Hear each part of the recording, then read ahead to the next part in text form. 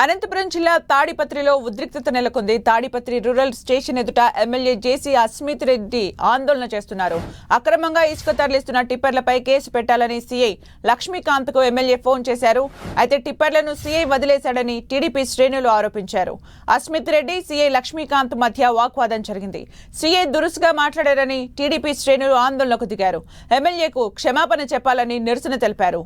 అస్మిత్ రెడ్డికి డీఎస్పీ సర్ది చెప్పేందుకు ప్రయత్నించినా వినట్లేదు. వర్షంలోనే ఆందోళన కొనసాగిస్తున్నారు.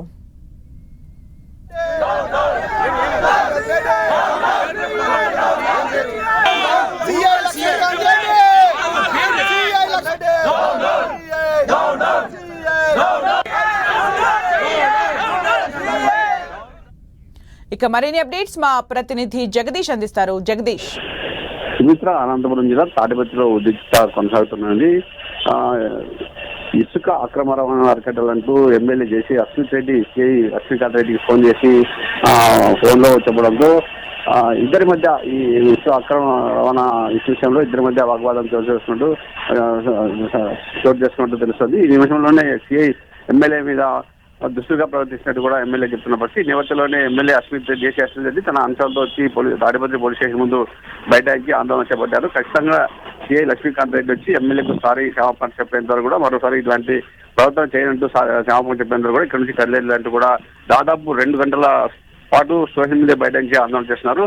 అటు ఎమ్మెల్యే జేసీ అస్మిత్ రెడ్డికి డిఎస్పీ అలాగే రూరల్ సిఐ కూడా వేరే పట్టణ సిఐ కూడా సర్ది చెప్పే ప్రయత్నం చేసినా కానీ ఖచ్చితంగా సిఐ లక్ష్మీకాంత్ రెడ్డి వచ్చి ఎమ్మెల్యేకి క్షమాపణ చెప్పేందుకు ఇక్కడ నుంచి కదిలేదు కూడా 2 గంటల నుంచి కూడా స్టేషన్ మీద బయట ఆందోళన కొనసాగిస్తున్నారు. ఖచ్చితంగా ఈ సిఐ వైసీపీ చెప్పినట్లు ఇట్టున్నారు. వైసీపీకి అనుకూలంగా పనిచేస్తున్నారు. ఖచ్చితంగా ఇతన్ని సస్పెండ్ చేయాలి. క్షమాపణ చెప్పబోతే సిఐ లక్ష్మీకాంత్ రెడ్డి విధుల్లోంచి తొలగించేందుకు సస్పెండ్ చేసేందుకు కూడా ఇక్కడ నుంచి కదిలేదు కూడా బీసీ కూర్చొని ఇంకా ఆందోళన కొనసాగిస్తూనే ఉన్నారని చెప్పచ్చు.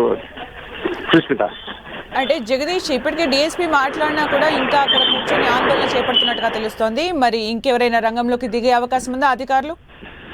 జిల్లా ఎస్పీ కూడా జేఎస్పీతో మాట్లాడి సమీక్షను పరిశీలిస్తున్నారు. ఖచ్చితంగా అక్కడ నుంచి ఎమ్మెల్యే గారిని పంపించే విధంగా మీరు అతనితో మాట్లాడుతున్నారని కూడా ఎస్పీ జగదీష్ కూడా డిఎస్పీతో మాట్లాడినట్టు కూడా సమాచారం అందుతుంది. ఈ పథంలో డిఎస్పీ కూడా దాదాపు 2 గంటల పాటు అక్కడే ఎమ్మెల్యే పెద్ద సర్ది చెప్తున్నా కానీ ఎమ్మెల్యే కానీ టీడీపీ శ్రేణులు కూడా ఆందోళన విరమించలేదు. ఖచ్చితంగా రూరల్ ఎస్పీ లక్ష్మీకాంత్ రెడ్డి వచ్చి ఖచ్చితంగా ఎమ్మెల్యేకు క్షమాపణ చెప్పాలి.